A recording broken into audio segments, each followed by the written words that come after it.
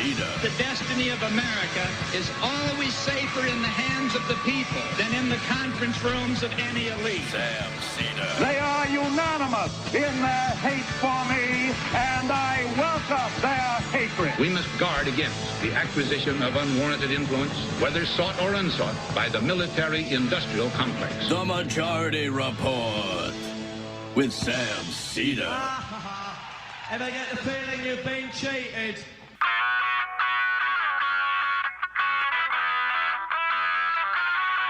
It is Thursday, March 2nd, 2023. My name is Emma Vigeland, in for Sam Seder, and this is the 5-time award-winning Majority Report.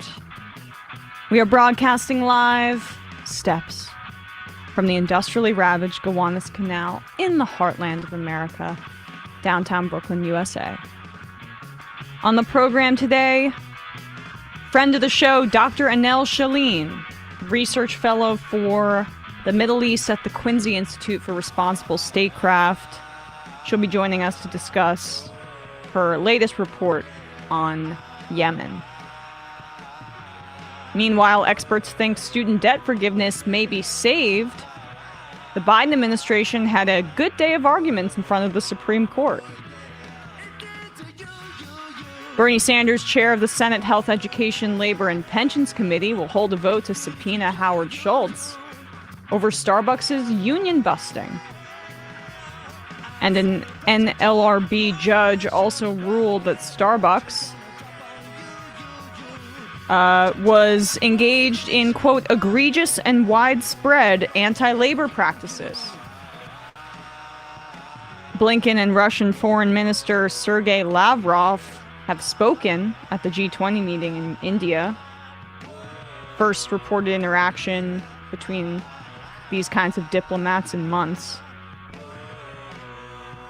And the U.S. continues its escalation with China, approving the sale of over $600 million in weapons to Taiwan. It's just, I don't get this. Havana Syndrome? Remember that thing? Turns out it's not caused by the communist hangover laser beam, an internal intelligence report finds. The union repping Norfolk Southern Railroad workers says that the workers are getting sick at the cleanup site, don't have enough protective equipment. More indicators show a cooling labor market. The Fed's discipline is working. Nearly 7 in 10 registered voters say they fear Biden is too old for a second term, and more Democrats agree with that than disagree. Biden has officially nominated Julie Su for Labor Secretary. Thank God it's not Pelosi's pick, Sean Patrick Maloney. Biden's also asking Congress to approve funds to investigate PPP fraud. Good luck with that, since that's business owner fraud. They don't really care that much about that. And House Republicans are a little busy with their parents' rights bill in the House, which will go nowhere, but supposedly gives parents control over their kids' curriculum. No word on the parental rights of the families of trans kids. Some sad news. Pentagon Papers whistleblower Daniel Ellsberg has announced he has terminal cancer. And lastly, Oregon lawmakers are proposing a program that would give $1,000 a month in cash to 1,000 Oregon families that are homeless or on the verge of homelessness. All this and more on today's Majority Report.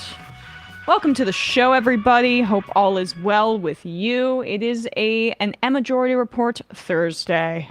Fun for everybody. Hope the show was good yesterday. Was I just horribly missed? Yeah, I know. We should probably move on because it was very dour, gloomy experience yesterday. There you go. Emma missed hump day. Sam was rather quiet, actually. Circumspect, even. Oh, interesting. Yeah. He just had nothing to say when I'm not here. Sort of prod him into speaking. Ah, gosh. I'm so sorry to have done that to him. Anyway, the student debt fight in front of the Supreme Court. I mean, who knows what the prognosticators, how much water that holds, their assessment of the Biden administration's arguments in front of the Supreme Court, just given how extreme and far right the Supreme Court is, and how little power the more liberal members of the court have. However, it seems as if the Biden administration's case is really strong. They chose to forgive student debt under the 2003 HEROES Act authority. Seems like there's very few holes that you can poke in their reasoning. We would have preferred here, and I would have preferred at least, that the Biden administration used the Department of Education's statutory authority to do that. But Biden didn't want to, because that would open the door for, well, why don't we just cancel all of it if the DOE has that ability? It's kind of the same reasoning that you saw during the COVID Cobra. The Cobra extension under COVID. There was the possibility for Congress to temporarily expand Medicare for everybody to have health care if they were really worried about people losing health care in the middle of a pandemic. And for their stated reasons, which they're always concerned about cost, Cobra was immensely more costly and bureaucratic and Byzantine, and it really didn't work as well, or it still, prevented a lot of people from losing their health insurance. But the more straightforward option of expanding Medicare was not really under consideration by Pelosi and the Democrats in the House, because they were worried that if you expand Medicare in a crisis, people are going to begin to realize that they could just have this all the time. We could have a universal healthcare system. So that's really the similar reasoning that the Biden administration used in the HEROES Act, as opposed to the Department of Education and their authority. However, the reason that they used is still quite bulletproof, especially because these are the kinds of arguments that are being leveled against student debt cancellation. They make no sense, and Larry Kudlow exemplifies that more than anybody. The cost estimates are $400-500 billion, all the way up to $1 trillion. So why shouldn't that money? Why don't the kids pay what they owe for a change? It's only about 25% of the whole population, and put the money into the border. Put the money into the border, which is desperately needed, as you say, to stop fentanyl, to restore law and order, to stop the cartels. I mean, why not do that? That's a matter of the power of the purse. Well, look, I think at the end of the day, they need to repay the notes, because the notes need to be repaid. When you, there's absolutely no overlapping what Larry Kudlow is advocating for.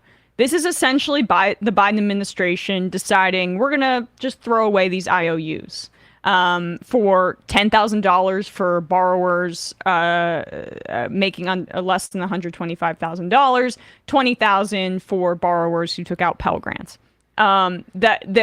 This is just essentially them saying, well, we don't need this money. It is completely separate from Congress's power of the purse that Kudlow is referencing there. And the emphasis on kids. These aren't kids. I looked this up right before we went on air. Those aged between 50 and 61 have the highest average of student debt in their age bracket than any other group. The average is $45,000 compared to the overall average in the country. It's around 37. So the fact that the idea that these are just, hippie kids smoking pot, I know that plays with the Fox News audience, but it just does not match the reality of what student debt means in this country. And when he goes, it's just 25% of people that hold it. I mean, that's a pretty big figure. 1 in 5 is the number I know, that 1 in 5 Americans in debt, unable to participate in the economy in the way that Kudlow and his ilk supposedly want them to, buying homes, being job creators. This all precludes them from doing that. And yet, what's more valuable to people like Kudlow is the disciplinary element of student debt, which is that those 43 million people who hold federal student loan debt, they are much more likely to go into industries that they're going to make them a lot more money. And they'll have less power in their workplace because they need their job to pay back student debt. They're not going to go into, say, social work sometimes or Nestle slavery defense. Right. They're going to go to a corporate law firm or work at Goldman Sachs. We're a moronic society that's been funneling people towards dumb shit like how we can sell the most advertisements or package the financial instruments in a way that detonates the economy in a way that we, survive it with our profits intact. The idea that we trust people's education to people who want to get a cut out of, borrowing money to that is just, satanic. Like, debt forgiveness is actually biblical. We should be, the reason we're down on like nurses and teachers and stuff like that, we have is because it's actually hard for people to finance their way into learning those skills. And it's so short-sighted, and it's it is about control, but it's also making us a really shabby culture. The knock-on effects of what you describe is like, who's going to be a doctor in this country? Who's going to be a lawyer in this country? A lot of times it's going to be people that already were really wealthy and don't have to pay off that kind of debt or grew up with money. Or who's going to be in the media. Right. Or if politics. Right. So it becomes that kind of class of person. And if we're all about everybody has a chance in America, and it's a myth, but one that these kinds of people like to hold up about everybody America's has a chance greatness that can be capitalized by a capitalist. Yes. And so there really is, they're struggling to come up with an argument for this. And they pretend to, like, the student debt that was being taken on by people who are now in their 50s and 60s is proportionate to that as the cost of going to college has risen exponentially, that young people face. It's just not the same. And I'm hopeful, at least based on some of the reporting out of the Supreme Court, more hopeful than I was before the argument started, that SCOTUS will not overturn Biden's clear legal authority to do this. Yeah, we should just read into the record the quote that we always do from Roger Freeman, a key educational advisor to Nixon. This is from The Intercept, John Schwartz, I believe. Then working for re-election of California Governor Ronald Reagan, spelled out quite precisely what the conservative counterattack was aimed at preventing. Quote, "We are in danger of producing an educated proletariat that's dynamite." That's against the California public higher education system. "We have to be selective on who we allow to go through higher education. If not, we will have a large number of highly trained and unemployed people." With more power. Well, and they'd be questioning like, is education really going to lead all of us to better prosperity and wages, or is it going to lead to select few and smaller amount? When they say unemployed, that's code for someone in the labor market having choices. So anyway. All right, guys, we're going to take a quick break, and when we come back, we'll be joined by Annelle Sheline.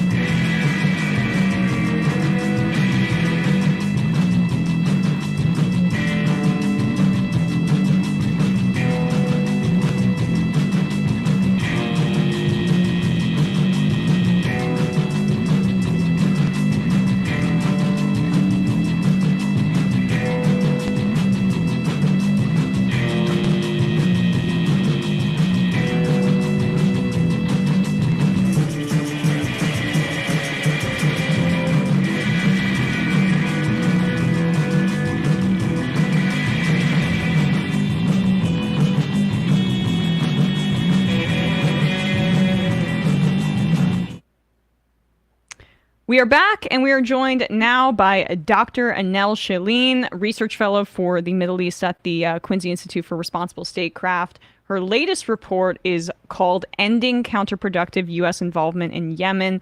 Annelle, thanks so much for coming on back on the show. Thank you for having me. Of course. So last time I believe we spoke on this program, I think we were expressing skepticism about the Biden administration's announcement at the start of his presidency that he would be ending, quote, U.S. support for offensive operations in Yemen. And that language was very specific on purpose. The definition of offensive operations can be narrowly tailored, and the defensive operations definition, at least from the Saudis' perspective, can be quite broad. So where are we now since we spoke about that last? Definitely. So, as you pointed out, that sort of offense-defense distinction is doing a lot of work for the administration. And that is something that, international relations scholars still debate of how exactly can you distinguish offensive from defensive. The good news is that a de facto truce does remain in place in Yemen. So almost a year ago, the Saudis and the Houthis agreed to stop firing transborder projectiles and airstrikes. The Saudis also agreed to allow some fuel to get into Yemen's Hodeidah port. Up to that point, there had been an acute fuel crisis that had caused things like there was no fuel for hospitals to run generators to keep ventilators on, for example. So that's good news. There's been fuel getting in. Some flights have been allowed from Sana'a International Airport, and this has continued despite the fact that the UN-sponsored truce did officially expire in October. So it has been quite interesting. Even though the truce is no longer officially in effect, the two sides have been holding to it. So this is all positive news from the perspective of Yemenis who have not had to deal with Saudi airstrikes. However, if the Saudis decide to start dropping bombs again, there's nothing stopping them, and they would continue to do so with U.S. support. So that's the context behind these comments from Blinken that we'll play now. This was, we have that, Bradley, the Yemen, these comments from Blinken, he's imploring here the United Nations to act on the humanitarian crisis in Yemen. I just wanted to get your response to this. This was from a few days ago.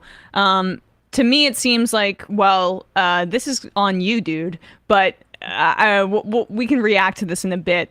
Here he is asking for more UN help in Yemen. Secretary General Guterres, Undersecretary Griffiths, Minister Forsell, Minister Cassis, thank you for bringing us together and for never losing sight of the millions of Yemeni women, children, and men experiencing one of the world's worst humanitarian crises. At a time when many serious challenges call for our time and attention, the humanitarian crisis in Yemen remains an issue where our collective action has made and can continue to make a tremendous difference.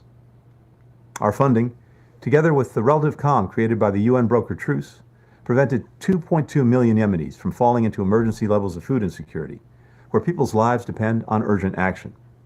And it prevented tens of thousands of others from slipping into famine-level conditions. In total, aid agencies helped reach 11 million people every month in 2022, about a third of all Yemenis. That's millions of people with clean water to drink, a meal in their stomachs, roofs over their heads, access to basic health care, including reproductive care, in a country where pregnancy can be a death sentence, with a mother dying every 2 hours from complications from pregnancy and childbirth. And yet, in the coming year, 2/3 of Yemen's population, 21.6 million people, will need humanitarian assistance and protection. Over 2 million of them are children suffering from acute malnutrition. Their lives depend in no small part on what we do. We've seen what happens when aid is inadequate. Last year, funding gaps forced the UN to scale back or cut over half its life-saving programs. In December, these shortfalls meant assistance programs could only meet 40% of the caloric needs of people requiring food assistance. To a child in need, there's nothing abstract about a reduction like that. It's simply more intense hunger or life-threatening malnutrition. At the same time, Russia's war of aggression on Ukraine continues to make Yemen's food crisis worse. Before the war, Yemen imported half its food supply from Russia and Ukraine, and President Putin's invasion has made that supply both more expensive and less reliable. Yeah, let's just, you kind of get the gist there. I would say that, yes, Putin's war of aggression in Ukraine has increased food instability internationally and, energy instability in Europe, all of these kinds of things. But that is quite a leap, in my opinion, to blame the crisis in Yemen on the war in Ukraine, which preceded that. It began under the Obama administration. Our blockade directly contributed to the conditions that Blinken is describing there. And how about the United States just end all support financially for the Saudis here? Then he wouldn't, in one hand, have to exacerbate the conditions in Yemen, and on the other, call on the United Nations to help alleviate the conditions that we are helping exacerbate. It really is kind of inexcusable to be making this case publicly when everybody knows what the Biden administration is doing on the ground in terms of funding. Right. Well, and another thing, while it's certainly admirable that Secretary Blinken is calling for more funding, which is absolutely necessary, especially from wealthy Gulf countries like Saudi Arabia and the UAE, which again are directly responsible for this crisis in Yemen, he doesn't mention the fact that the U.S. is actually going to be cutting funding to Yemen by 25% this year, with apparently additional cuts up to 40% in the coming years. So it's, as you say, it's not only horrifying given that the United States is directly responsible for what is happening in Yemen, but also we're looking to significantly reduce the amount of funding that we're providing. And as he pointed out, funding is already woefully insufficient for Yemen. This notion that a 40% cut in what, that someone's getting aid, but it's not enough, so someone receives food aid and yet they're still hungry because it's not enough to keep someone alive, is just truly horrifying. There was a CNN opinion piece that just came out from the director of an organization, I believe, called War Child USA, who was able to go to these parts of northern Yemen, most of which are controlled by the Houthi rebels, where the majority of Yemenis live and where food insecurity is especially acute.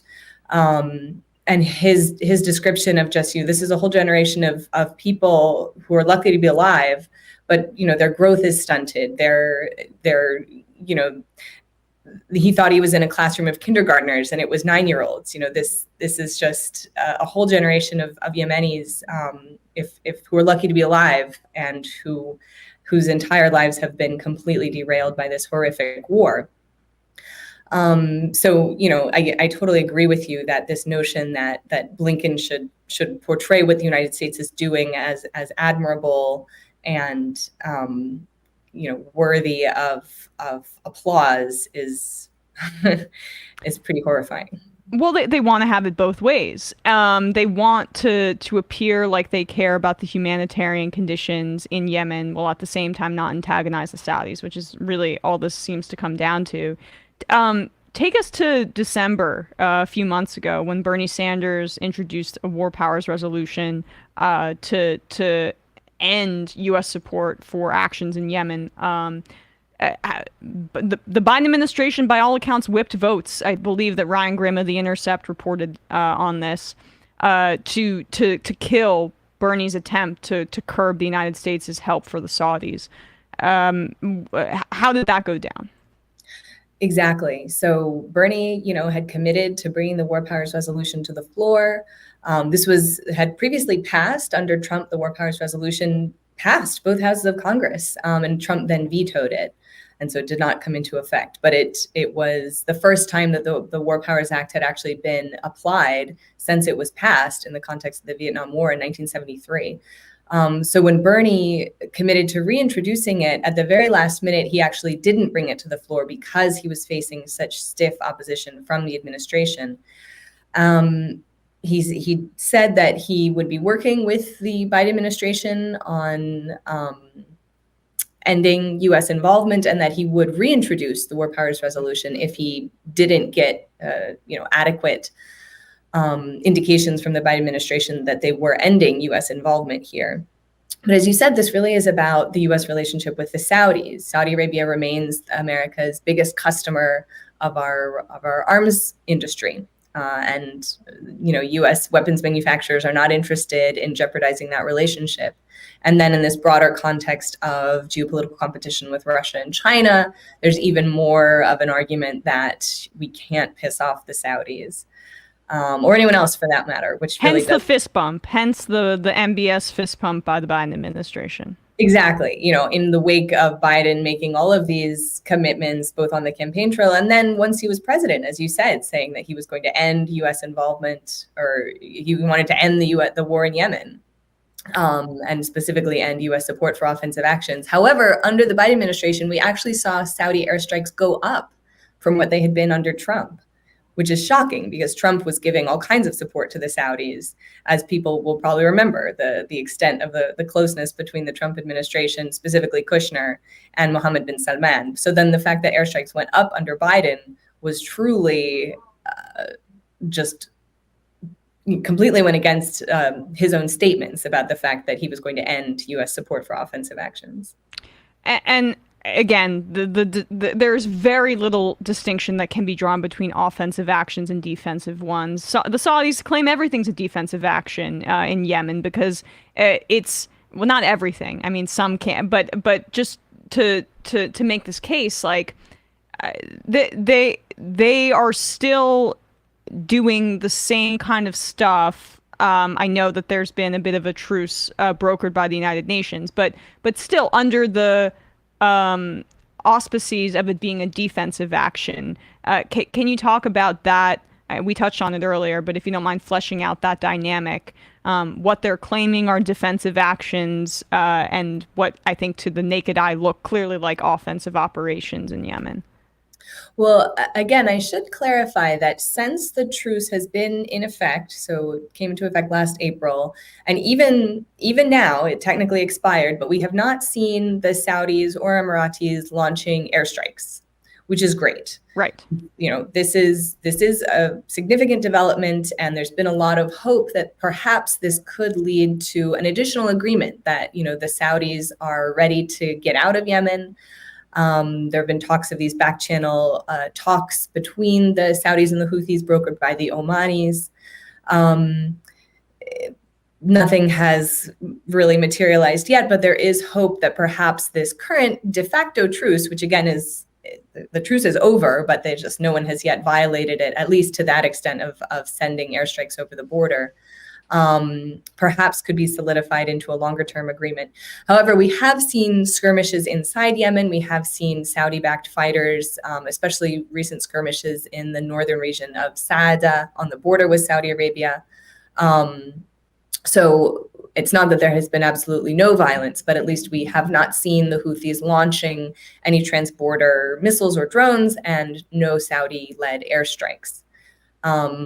However, what remains in place is the effective blockade. Although, as I said, fuel has been getting in, the Saudis did allow Sana'a airport to open, it remains quite limited, and they remain in control, so they could turn it off whenever they wanted. For now, they only allow 3 round-trip flights a week to Jordan, which is something, but a one-way ticket from Sana'a to Amman is $500, and the average family can't even afford the $5 a day needed to feed a normal family. While the opening of the airport is progress, it hasn't had an impact for ordinary people. Likewise, the increase in fuel imports has been helpful, but it's still not enough. And still, only just a few days ago did the Saudis allow the very first general cargo ship to dock at Hodeidah. This also is exciting that they allowed this to happen, but it's the first one since 2016. So, one ship right. is very little. There's hope that more will be allowed in, that in part because the Saudis are looking to try to disengage, that we will see ongoing loosening of these restrictions. But again, the Saudis remain in control, and they do so with U.S. backing. And so this gets back to this point that we need the U.S., we need Bernie Sanders to implement this war powers resolution, because what's going to happen if, whether Trump comes back or DeSantis or, whoever is in the White House in the future could once again scale up U.S. involvement back to what it was under the Trump years, there's nothing stopping that from happening right now.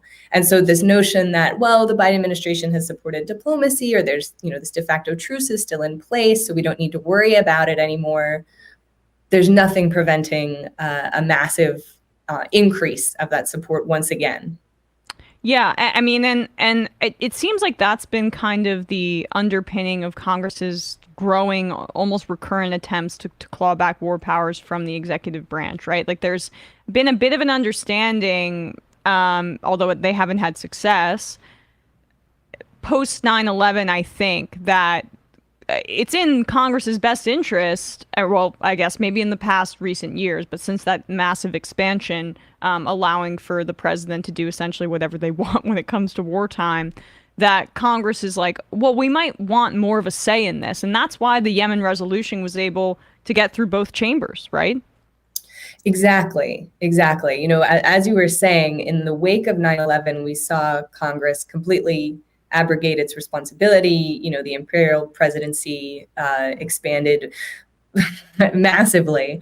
And we have recently seen a couple other efforts within Congress. I believe it was Representative Barbara Lee was leading an effort to try to overturn the authorization for the use of military force, which allowed the invasion of Iraq 20 years ago, that are still on the books. And even though at this point the U.S. military presence in Iraq is small, although still there's nothing preventing a ramp up. And that the executive branch could just choose to do that at any time. So while it is in the interest of Congress to reassert their constitutional war-making authority, up to this point they haven't really wanted to do so. It's easier to just sort of let the president be in charge of that. In terms of the context of when the War Powers Resolution passed last time, much of that came from the Democrats who were using it as a vote against Trump. I think what's tricky now is you'd have to have largely Democrats again pushing against a Democratic president. Unfortunately, we haven't seen from my perspective, it seems like a way the Republicans could try to signal to Biden, we're going to rein in your executive authority here, and why, the U.S. really has no underlying significant interest. Why are we continuing to engage in this horrific bombardment of this impoverished population? However, we haven't seen that from Republicans. Unfortunately, both houses of Congress remain really quite captured by the interests of the military-industrial complex. Yeah, and that I think colors our recent ramp up of rhetoric, and also just military bases, arms sales when it comes to China. Frankly, it informs our continued support for Ukraine, even though they are the party that's been invaded, so there's some justification there. But at the same time, there's there's no mechanism right now in Washington that pushes back against this. Exactly. And I think the parallel to Ukraine is really quite interesting here, because, in the context of the Russian invasion of Ukraine, the U.S. is supporting the Ukrainians, whereas in the Saudi-Yemen case, the U.S. is supporting the Russia actor, supporting the Saudis' invasion and bombardment of their, weak, impoverished neighbor, and has been doing so for almost 8 years. We're coming up on the 8th anniversary of the Saudi-led military action in Yemen, which again is it has completely devastated this country. This has long been called the worst humanitarian crisis in the world. Unfortunately, in the context of starvation in Afghanistan, itself driven by U.S. actions, the recent horrific earthquakes in Turkey and Syria, there's a lot of competition, not to mention Ukraine. There are unfortunately a lot of other crises going on right now. But in Yemen, just the scale is truly devastating. I mean, Yemen is a population of approximately 30 million people, and 80% of them rely on humanitarian aid, which itself is insufficient. Is cut. People are not getting enough aid, and furthermore, you can't build an economy. You can't recover from war on aid. That's never going to be enough. And this is now years on top of years of cuts to the aid that Yemen is receiving. So it's really just tragic that in the context of all of this need and desperation and starvation, the U.S. continues to support what Saudi Arabia is doing to Yemen. I mean, let alone our hypocrisy about one of our closest partners internationally, Israel. There's, I think, a lot of parallels you can draw with the continued Israeli occupation and just settlements in Palestine and the West Bank and Gaza, and our support for Saudi Arabia and what's happening in Yemen. Absolutely. And it's 100% a similar approach, this use of blockade tactics, which somehow are I mean, it is understandable that dropping a bomb, the kinetic violence is something that people react to viscerally. But, the violence, the structural violence of, not allowing food to get in, not allowing medical supplies, whether we're talking about Gaza or Yemen, these just kill people more slowly, but often have sort of a broader effect because it impacts the entire society. It impacts institutions and infrastructure and whole generations of people and their ability to carry on in the future. So this also gets to the question of U.S. sanctions, which are not quite the same as a physical blockade that is being imposed on Yemen or Gaza, but functions in many of the same ways, where it's sort of this policy of collective punishment, and again implemented in the notion that people will then rise up against a government that the United States doesn't like, which has never happened. Look at the case of Cuba. Yeah, right. I mean, that's how long has that been going on? No progress from the U.S.'s perspective on that. Exactly. And furthermore, if you're someone who perhaps doesn't really give a damn about the people of Yemen or Syria or Cuba or Venezuela or Gaza, but you care about the future of U.S. interests, this is driving a move away from the U.S. as the global reserve currency. We're seeing increased efforts by China and Russia to seek ways around U.S. sanctions, to evade them. In general, the whole response to the war in Ukraine, from the global South, we've just had a lot of countries like India say, why would we engage in these sanctions on Russia when, this just kind of feels like hypocrisy on America's part. Suddenly we're all concerned about Ukraine, and yet where was this concern for, the Syrian refugees, or where was this, Iraq? Iraq is a perfect, I mean, not a perfect parallel, but a very, very easy parallel to draw in this instance. Exactly. Where was all of our hand-wringing about the rules-based international order then? Yeah. Why does it only matter when it's, white refugees, essentially? Yeah, well, I mean, I think we kind of know the answer a little bit there, unfortunately. I want to zoom out just for a bit so that people listening understand really all of the players here, because there are many parties in this proxy war, which is essentially what this is, right? I mean, would you call it that at this point, 8 years in? I think it was fair to call it that for a long period of time. Has that changed in any way? So the war in Yemen started as a civil war, has become a proxy war, and may go back to being a civil war if foreign involvement ends, which arguably should happen, because we know that when you have third-party involvement by foreign actors in a civil war, that does tend to lengthen the duration of the civil war, especially when you have support coming in on both sides. So the Houthis do receive some support from Iran, although there have been widespread international efforts to prevent smuggling of Iranian weapons to the Houthis. Some still gets in, but again, just the scale of, a couple boats full of AK-47s that managed to get to the Houthis, as opposed to, hundreds of billions of dollars that the Saudis have spent arming themselves, buying U.S. weapons to then use on Yemen. Iran shouldn't be involved either, but it is just a question of the scale here. Right. The UAE is also very much a player. The UAE, so initially Saudi and Emirati objectives had seemed fairly aligned in Yemen to try to overthrow the Houthis, but for the past several years, we've seen the UAE pursuing its own agenda in the former South Yemen, which at this point, there have been very increasing pressures for South Yemen to secede. Historically, Yemen had been separate. You had North Yemen and South Yemen. They unified in 1990. And we've seen the UAE taking control of territory, essentially land grabs. They've taken control of the island of Socotra. They control various ports in southern Yemen. They fund these militia groups. We've also seen the Saudis taking control of strategic territory in Al-Mahra, which is the region of Yemen that borders Oman. Again, the Houthis are not present in any of these parts of Yemen. So the notion that they're doing so in order to combat the Houthis is nonsense, because the Houthis are not in those parts of Yemen.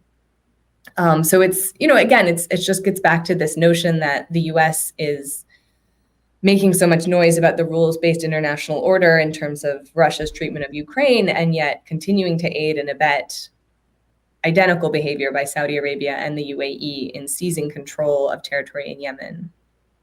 Right. And the UAE, I mean, what is their relationship like with the United States and Saudi Arabia? I mean, I know clearly there's some symmetry here, but I'm curious about their kind of increased presence and how that relates to ours. So, the U.S. Emirati relationship is very strong, in particular after the UAE normalized with Israel under the Abraham Accords under Trump. This was very clever on the Emiratis' part, knowing the centrality of sort of the Israel lobby and the way the sort of role that Israel plays in the U.S. political system. This was very clever of the Emirates to lead on normalizing with Israel. It's also served their own interests, expanding trade. They now have access to massive amounts of Israeli cybersecurity and other ways that Israel has sort of taken the lead internationally, unfortunately, in its use of surveillance to control the Palestinian population. Israel is now exporting these kinds of technologies to other countries like the UAE or Saudi Arabia that would like to use them against their own populations or against dissidents abroad, like Khashoggi, for example, the Saudi dissident murdered in 2018. So in terms of Emirati interests in Yemen, as I said, originally the UAE and Saudi interests were relatively aligned. However, lately we've actually seen UAE-backed proxy forces and Saudi-backed proxy forces fighting each other, which again just gets back to, well, why is the United States involved in such a messy conflict where, we're propping up some groups against others, but, at core, the original U.S. interest in Yemen was concern about terrorism. However, the Houthis are one of the actors that have been most effective at controlling the presence of Al-Qaeda in Yemen. And so if the U.S. were really only interested in controlling Al-Qaeda, the U.S. should really probably be partnering with the Houthis, because they've been one of the most effective actors at doing so. So increasingly, we are likely to see the UAE and Saudi Arabia operating at cross purposes in Yemen. We've heard that the UAE is not particularly pleased that the Saudis and Houthis may be negotiating a deal, because the UAE wants to sort of be at the table there and make sure their interests are represented. But again, this all gets back to, well, where are the Yemenis? The Houthis do not speak for all Yemenis, and the sort of civil society groups or peace-building groups inside Yemen have been systematically excluded from talks, whether it's at the UN or now these sort of back-channel Saudi Houthi talks. And so there is a big concern of, any sort of deal that is negotiated won't necessarily last. What will be the implications of the Houthis being left in control of Yemen? Will this lead to further bloodshed? Excuse me. It's, there's deepening sectarianism inside Yemen, which is typical, with the longer wars tend to go on, the more you tend to see societies fracture. Right. Well, I mean, it's exactly as you say, and you lay that out well in your brief for the Quincy Institute. Just this is as old as time. The continued repression, violence, occupation of a country that feels powerless. Again, just to draw it back to Palestine, I mean, there's a lot of hand-wringing in the West about, the extremism in government and official structures within Palestine, that we can't negotiate with them.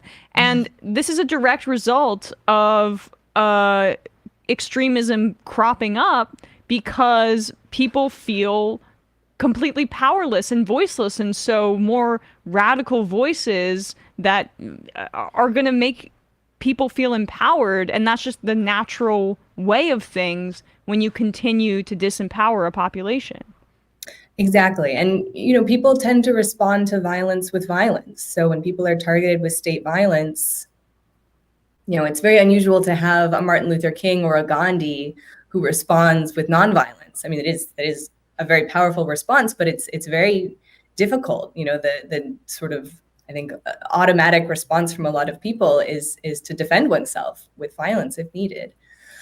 Excuse me. So, in the context of, whether it's Palestine or Yemen, we do see the empowerment of more extreme voices. So the Houthis, for example, when they were first coming onto the scene or seized control of Sana'a in fall of 2014, we saw more of a conciliatory stance from them. And yet over the course of the war, they have adopted increasingly, extreme positions, in part because fighting has achieved their objectives. And so more moderate voices within the movement who might have said, look, we need to work with others. We can't plan to rule on our own. We're going to need to bring in a coalition. They've been, in the course of the war, those voices are not heard. Sometimes similar to what we're seeing in the United States right now, where we are seeing this ramp up towards, the so-called Cold War with China and, the need to combat Russia, and voices who are pushing against that and saying, what is the outcome here? What are we actually moving towards? What are the stakes? Pardon me. Yeah, you're all good. The more moderate voices are sidelined, which in the context of the 20-year anniversary of the invasion of Iraq, I would hope that the U.S. foreign policy establishment would have learned what happens when those dissenting voices are silenced. Right. You get a debacle like Iraq, and as horrific as what happened in Iraq was, how much more horrific, would be an out and out war with China, a peer competitor. Yeah. I do you need a glass of water? You all right? I had COVID a couple weeks ago, and I think I'm still. Oh, I gotcha. All right. Well, I'm glad you're feeling at least a little bit better. That cough can linger. I get it. So I mean, you mentioned China. This is a bit of a pivot, but I am curious about your thoughts on. I mean, this has been long foretold, the pivot to Asia.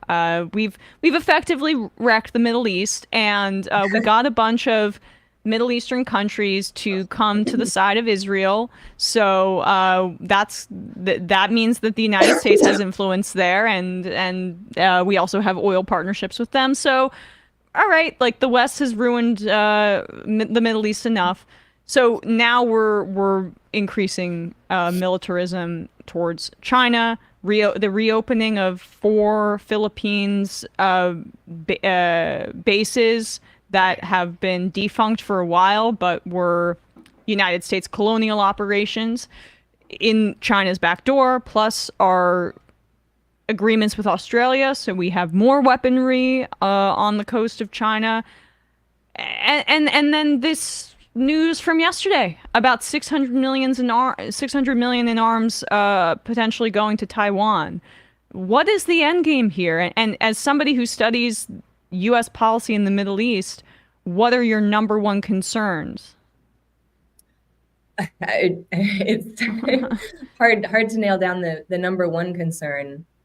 I think in general, so much of what is driving this is the capture of U.S. politics by the weapons industry, which has systematically taken control of our political process. They've been very intentional in making sure that every member of Congress has some kind of weapons manufacturing in their district, such that if that were to be cut, they would have their constituents saying, why, we want to keep these jobs, which is part of why we're seeing these massive military budgets being pushed through, that Congress allocating even more money than Biden himself had requested, which was already beyond, what we'd seen under Trump. Mm-hmm. At a time when we are not we're not fighting the war in Iraq anymore. We pulled out of Afghanistan. We're not yet involved in a war with China. And so this question of how much money would be involved in actually trying to fight China, let alone the risk of nuclear apocalypse. This is not just invading and subjugating a much weaker country like Iraq. I mean, this is going against a fellow nuclear armed power whose economy rivals our own.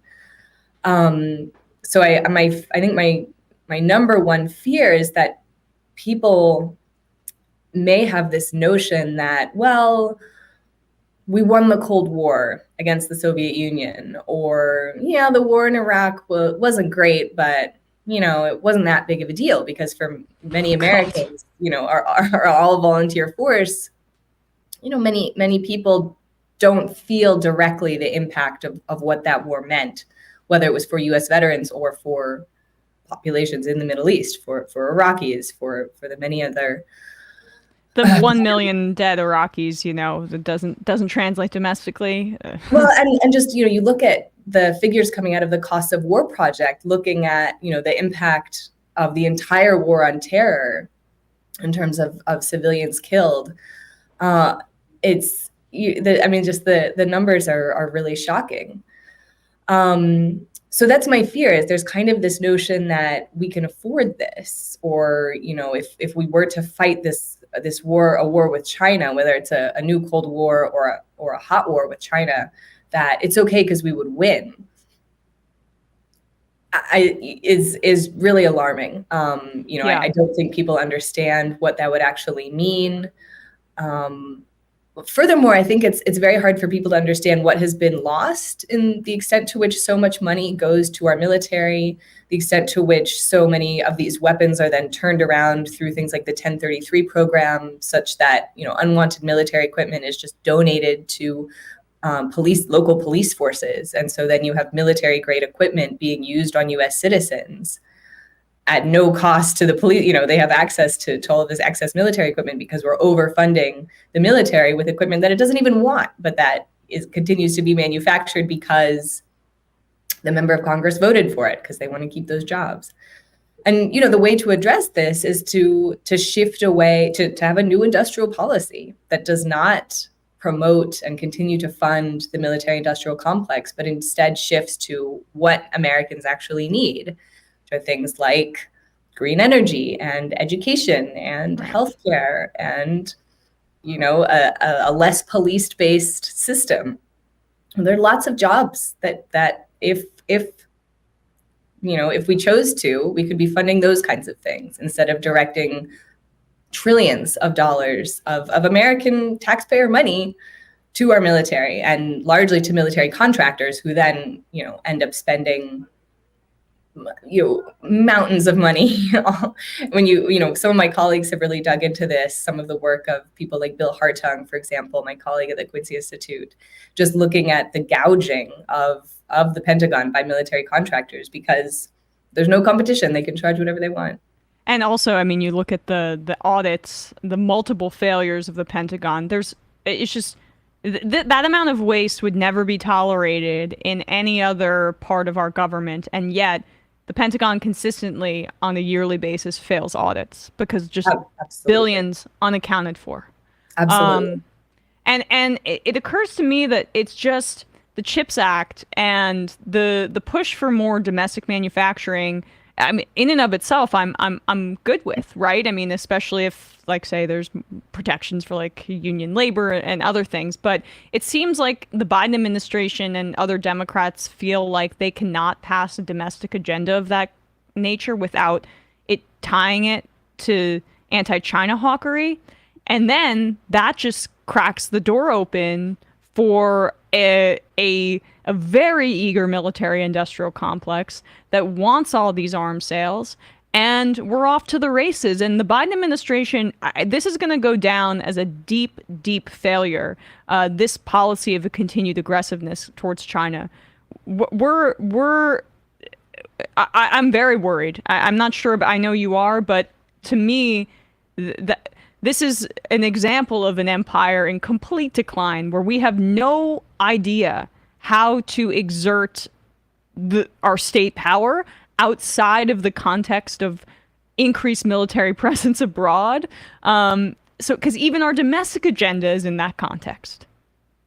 Absolutely. I totally agree with you that we don't really know how to handle this. That, essentially the past 70 years or so, since World War II, the U.S. has pursued this policy of primacy, of being the most powerful military actor in the world.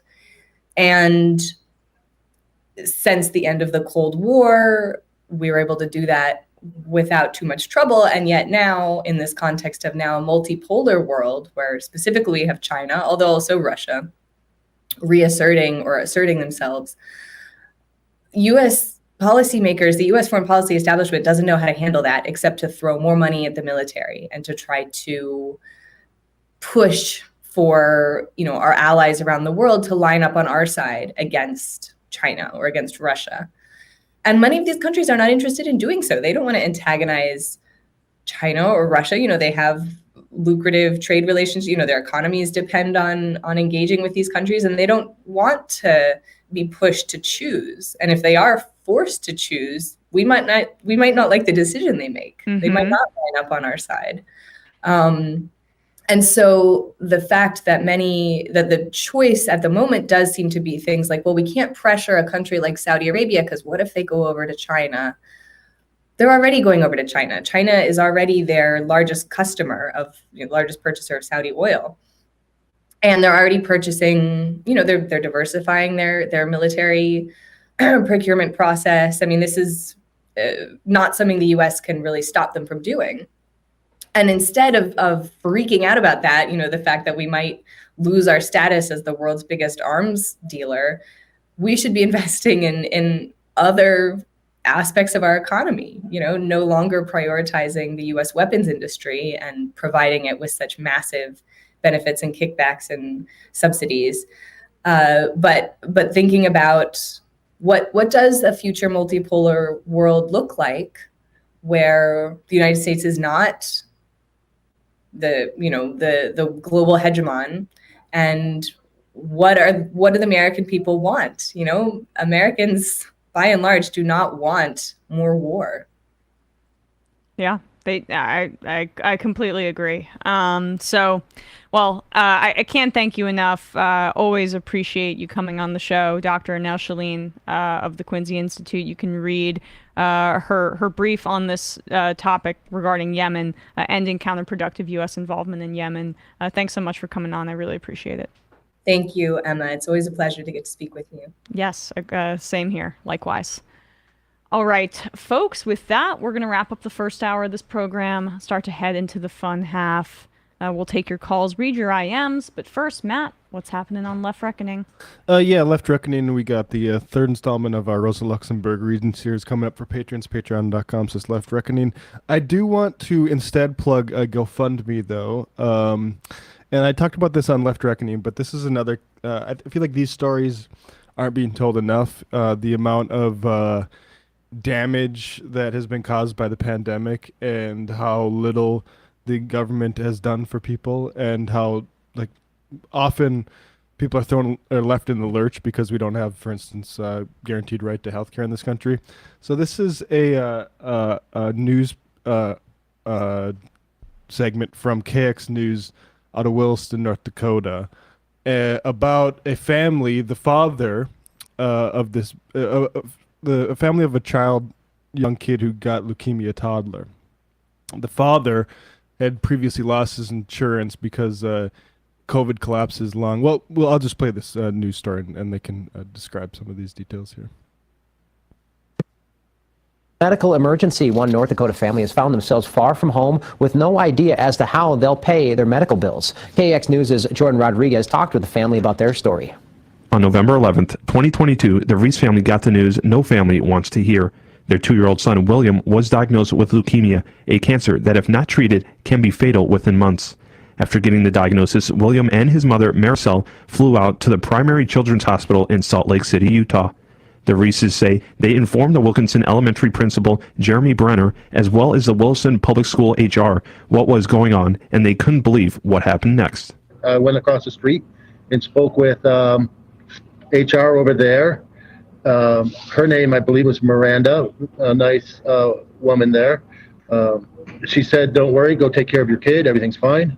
The job is secure." A few days later, the Reeses started to receive phone calls about the state of Marisol's job. The Reeses stated that after a conference call, Marisol and her family were left with 2 choices: voluntarily quit and be eligible for rehire at a later date, or be let go. I really need to keep my job. I'm the only source income here in the house, and I really need my job back. With William's father, Thomas, recovering from a collapsed lung due to COVID, he is currently not able to work, making Marisol's insurance the only one they could use. But after making the tough decision to quit, her insurance was canceled. The family was unable to get insurance in North Dakota because they now live in Utah, and they weren't able to get insurance in Utah because they aren't residents. We're like trapped in a void. We can't get insurance from either part. And the hospital here has fantastic financial planners and fantastic social workers, but they're telling us they've never seen anything like this before. This dilemma leaves them no other choice but to pay out of pocket. For KX News, I'm Jordan Rodriguez. Yeah, so infuriating. America. And we have the GoFundMe here. Thomas Ree's father reached out to me on Left Reckoning after we covered this, and they said that they, at that point, Ronald McDonald House was putting them up in Utah, and I appreciate that. And that sort of those sort of philanthropic organizations do a lot of work in catching people who fall through the seams like this, but there should not be seams like this. I want to just plug this GoFundMe here. We'll put this definitely in the podcast and YouTube descriptions. Please help Baby Willie. They're just trying to cover all the different types of procedures that they're going to have to cover because their child has leukemia. And it's like we talk about all this grandstanding the political parties do about supporting families and stuff like that, and it's like this is what you could be doing. Yeah, you could make sure that if a kid gets fucking leukemia, that it's not doesn't just destroy the entire family's life, and maybe that they don't parents shouldn't have to work if you got a toddler with leukemia. Right. Like they should be able to take time off and treat their kid. And like that he lost insurance because he can't work because this fucking pandemic collapsed his lung. Like we aren't taking care of people enough in this country. And, I just wanted to use this one. It wasn't to try to, get people towards this GoFundMe, but we also need to, recognize that this is what we do to people in this country, and it's a choice. It's a choice. It's a choice that we don't just cover up people's. We've made the decision in this country that we would rather this happens over and over and over and over again than somehow somebody get unwarranted health care. Yeah, right. Like it's just ridiculous, and it's because we want to it's just really sickening to me. And so if you can support Baby Willie there, go support that GoFundMe. Yes, please do.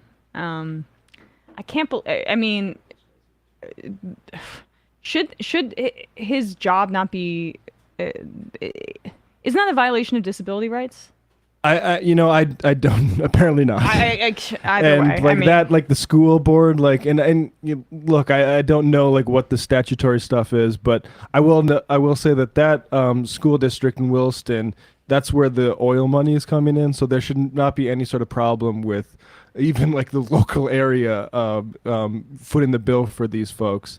And it's just, I don't know, man. It's I appreciate the news doing this, story, but it's how many We this can't should be the entire individualize news. these stories, Yeah, right? exactly. It needs to be connected back to You could like do a larger 24-hour news societal segment. structure. Exactly. Yeah, You could right. do 24-hour news in a different story all the time, and it's really revolting. The type of limbo, and it's like you're in a limbo. It's like you're also in America. Mm-hmm. With that said, Matt also was on ESPN this week. We spoke about the NBA for a good amount of time. Timberwolves, Knicks, fun stuff. Damian Lillard. Check it out, youtube.com/ESPN show. We have Brandon. Okay, maybe not now. Should be coming up. Well, he just they're gone dipped. now. Now he's back. Okay. Hey, hey, what's I can't up, hear Brandon? you if you're talking. Oh, to me. I'm not okay, sure we what's are. causing the So, hiccup. I'm going to reload this page. I don't know what you're saying. well, if you can't hear us, then now we have figure this Bender. Okay, we'll figure this out in a sec. But become a member of the Majority Report. Support the show. Join the MajorityReport.com. We really, really rely on your support to do this show daily. Hey, Matt, what's up? Hello, how are you? I'm okay. I'm feeling, I don't know why, I just had like a little bit of a wave of sickness. I just kind of killed the mood, I think. No, with a that horrible too, story. but I don't know what's going on. I'm like a little, not feeling great right now. So, it's been a rough winter. I actually just got sick again this week after I was sick earlier last week, and then earlier the week before that, and then it's been pretty rough winter for some reason, even though we got like no snow here. I know, it's weird. But Binder, what's happening in well, now we have Brandon. Yep. Okay, now we have us both. So Binder, what's happening in scam economy doomed land? Sure. So on Tuesday on the live stream at youtube.com/MattBinder and also at doomedcast.com for Doomed, I broke down basically the important context, because that's all we've heard about this whole Dilbert creator Scott Adams saga. That, we didn't hear the context. So I got into the context of what the phrase "it's okay to be white" means and where it comes from and its origins and how it's was adopted. Somehow controversial now. Yeah, right, exactly. Yeah. After David Duke was literally proclaiming it on Twitter and on his website, and neo-Nazis were literally marching down the street holding up banners saying it's okay to be white. I broke down all that important context. So if you want that, go check that out. And for Scam Economy, yes, Scam Economy will finally return this week. It's not up yet. I spoke with Bennett Tomlin of Crypto Critics Corner, and we broke down two of the big stories in crypto that is giving a lot of headaches to the crypto exchange executives. One, what's going on with all these institutional banks who are now cutting ties with the crypto companies, thus making it harder for these crypto exchanges to even run. And then two, the SEC crackdown on crypto staking and what that means again for crypto exchanges. It's not looking good for crypto right now as regulators come and finally do something about the space. That'll be up later this week at scameconomy.com and also at youtube.com/MattBinder. Awesome. And Brandon, what's happening on the discourse? Yeah, sorry about that. Every time I tried to adjust the volume, it froze on me. But we should have a new episode out for all the fans of Discourse this week. I know I say that all the time, and I mean it all the time. It just doesn't always come to fruition all the time. Last week it was my birthday, so I got drunk and saw Tommy Wiseau, which I guess I'll talk about on this episode of coming up. We got to hear more about that. Yeah, I want to hear that. All right, well, check that out, and we're going to head into the fun half, 646-257-3920. Take your calls, read your IMs. See you there. You are in for it. All right, folks, 646-257-3920. See you in the fun half. Are you ready?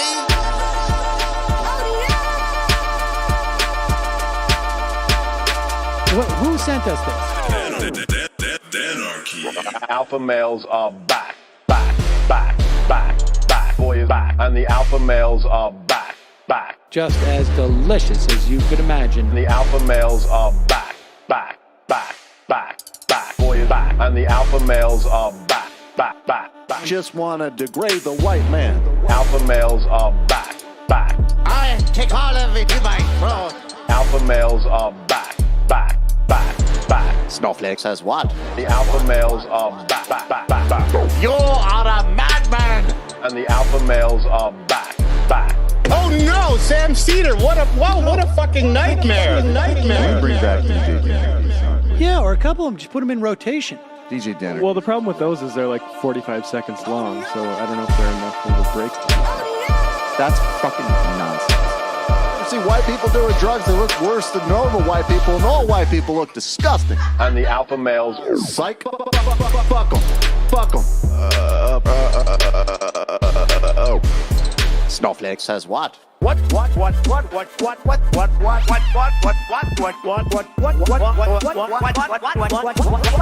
Snowflake says what? A hell of a lot of bank. A hell of a lot of bank.